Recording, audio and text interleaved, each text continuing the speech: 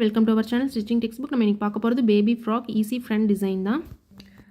இப்போ இந்த ஃப்ராகுக்கு வந்துட்டு நான் என்ன பண்ண போகிறேன் அப்படின்னா, இப்போ இந்த நெக் டிசைனுக்கு கொஞ்சம் இந்த நேரம் டிசைன்ஸ் கொடுக்கலான் இருக்கேன். ரொம்ப ப்ளெயினாக இருக்கிறதுனால ஸோ சிம்பிளாக தான் நம்ம வந்து கொடுக்கலான் இருக்கோம்.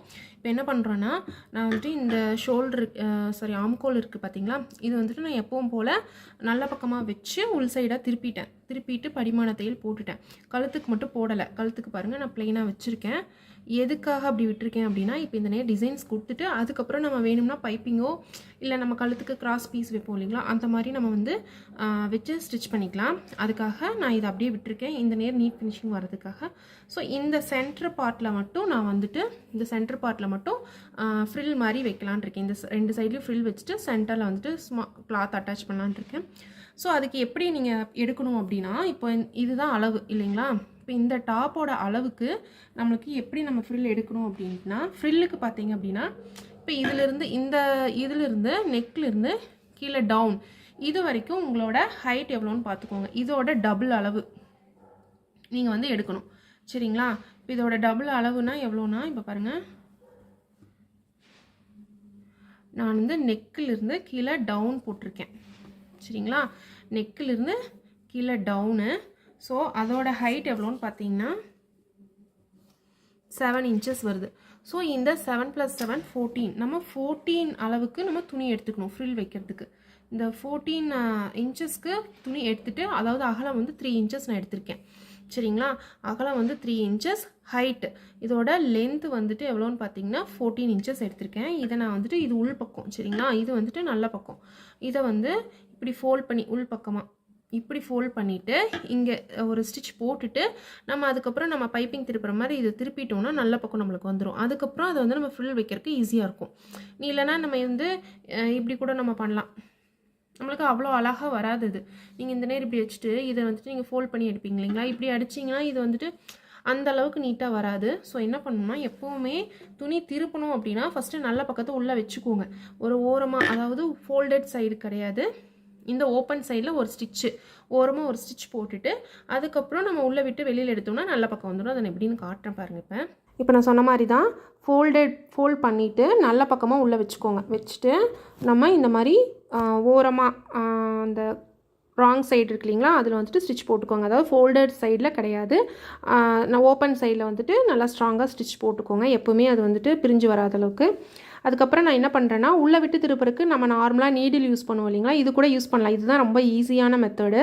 ஸோ இதை ஜஸ்ட்டு நம்ம லாக் பண்ணிவிட்டு வெளியில் விட்டு எடுத்தோம் அப்படின்னா நம்மளுக்கு வந்துட்டு ஈஸியாக வந்துடும். இது வந்து நம்ம பின்னால் நாட் கட்டுறதுக்கெல்லாம் இந்த நீடில் வந்து நீங்கள் யூஸ் பண்ணிங்க அப்படின்னா நல்லா சன்னமாக வரும். இப்போ நம்ம நார்மல் நீடில் வச்சுட்டு நீங்கள் எடுக்கும்போது ஒவ்வொருத்தரையும் அது கையை வந்து குத்தும் இல்லைங்களா, நம்மளுக்கு கொஞ்சம் கஷ்டமாக இருக்கும் எடுக்கிறதுக்கு, கம்ஃபர்டபுளாக இருக்காது. அதுவும் இல்லாமல் பிகினர்ஸ்க்கு வந்து கொஞ்சம் கஷ்டமாக இருக்கும். ஸோ இந்த மாதிரி எடுக்கும்போது இங்கே பாருங்கள், ஜஸ்ட்டு உள்ளே விட்டு எடுத்தோன்னா முடிஞ்சிடும். இது பெருசாக இருக்கிறதுனால நான் சொல்லலை, எவ்வளோ சன்னமாக இருந்தாலும் இதோட சன்னத்துக்கு நம்மளால், இந்த கம்பியோட சன்னத்துக்கு வந்துட்டு நம்மளால் பின்னால் நாட்டுக்கு வந்து நம்மளுக்கு திருப்ப முடியும். ஸோ அது வந்து இன்னொரு வீடியோவில் நான் போடுறேன், அதுல வந்து எப்படி நாட் திருப்புறது அப்படின்ட்டு. இப்போ நான் திருப்பினதுக்கப்புறம் நான் என்ன பண்ணுறேன்னா, நம்ம ஸ்டிச் பண்ண சைடு வந்துட்டு கொஞ்சம் அப்படியே பஃப்னு தூக்கிட்டு இருக்க மாதிரி இருக்கும். ஸோ அதை வந்துட்டு நல்லா ஒரு ஸ்டிச் போட்டு படிமான தையல் போட்டுருங்க. போட்டதுக்கப்புறம் நான் வந்துட்டு ஜஸ்ட் குட்டி குட்டியாக வந்துட்டு ஃப்ரில் வைக்கிறேன், சரிங்களா. பாருங்கள், அழகாக இருக்கும். நம்மளுக்கு எல்லாமே ஃபுல்லாமே ஃபோல்டட் சைடாக இருக்கும். நம்மளுக்கு எதுவுமே வந்துட்டு ஓப்பனை மடிச்சிடுச்சது எதுவுமே தெரியாது. அழகாக இருக்கும், நம்மளுக்கு பார்க்குறதுக்கும் நீட் ஃபினிஷிங்காக இருக்கும். ஸோ இந்த நெக் டிசைனுக்கு முன்னால் ஃப்ரண்ட்டில் வைக்கும்போது கொஞ்சம் நல்லா நீட்டாக தெரியும். கொஞ்சம் நிறைய ஃப்ரில் வைக்கும்போது குட்டி குட்டியாக வச்சிங்கன்னா ரொம்ப அழகாக இருக்கும். ரொம்ப பெருசாக வைக்க வேண்டாம். நம்ம வந்துட்டு டபுள் த ஹைட் எடுத்திருக்கோம் இல்லைங்களா, அதனால் குட்டி குட்டியாக வச்சோம்னா கரெக்டாக எந்த ஒரு சேஞ்சுமே இல்லாமல் இங்கே பாருங்கள் கரெக்டாக வந்துட்டு உங்களுக்கு வச்சு பார்க்கும்போது எந்த ஒரு டிஃப்ரென்ஸுமே இருக்காது. இதுதான் நம்மளோட அளவு. நம்ம எவ்வளோ ஹைட் எடுக்கிறோமோ அதுக்கு டபுளாக வச்சிட்டோம்னா அது குட்டி குட்டியாக ஃப்ரில் வைக்கும்போது கரெக்டாக இருக்கும். நீங்கள் அந்த குட்டி குட்டி ஃப்ரில்லுங்கிறது வந்துட்டு அரை இன்ச்சு உள்ளுக்குள்ளே போகிற மாதிரி வச்சிங்கன்னா உங்களுக்கு கரெக்டாக இருக்கும். ஸோ இதே மாதிரி நான் 2 அணம் ரெடி பண்ணிட்டேன். இதுக்கப்புறம் நம்ம இந்த ஃபோல்ட் பண்ணிவிட்டு சென்டர் பார்ட்டை வந்துட்டு கச்சா போட்டுக்கோங்க.